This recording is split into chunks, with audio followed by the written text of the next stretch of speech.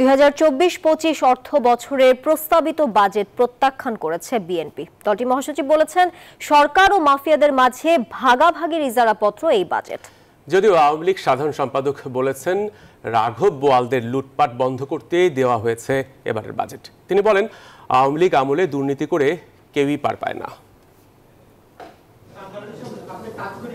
জাতীয় সংসদে বাজেট উত্থাপনের 3 দিন পর এ নিয়ে দলীয় অবস্থান জানাতে সংবাদ সম্মেলন ডাকে বিএনপি। দলটির চেয়ারপারসনের গুলশান কার্যালয়ে সেই সংবাদ সম্মেলনে বিএনপি মহাসচিব ছাড়াও অংশ নেন দলের শীর্ষ পর্যায়ের নেতারা।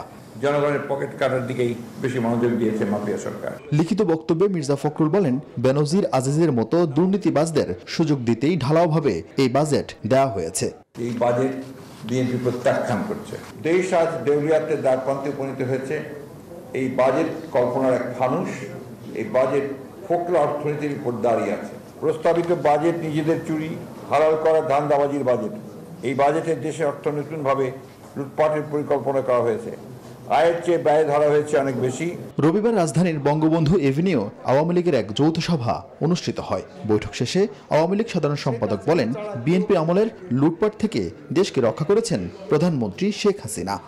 বেগম খালেদা জিয়াও বলেছেন সাদা করেন, তাহলে তারা বেগম খালেদা জিয়া, সাইফুর রহমান এখন মৃত মানুষ, মরহুম বলতে চাই না, তারাও তাহলে দুর্বৃত্ত।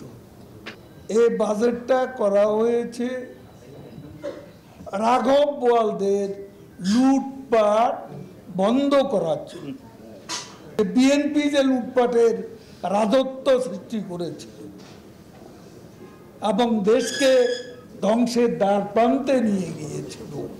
বিএনপির আমলে লুটপাটকারীদের বিচার না হওয়ার কথাও স্মরণ করিয়ে দেন সেতুমন্ত্রী ওবায়দুল কাদের। সেই অপরাধের জন্য শাস্তি কি তাদের পেতে হবে না? আরেফিন শাকিল, নিউজ 24, ঢাকা।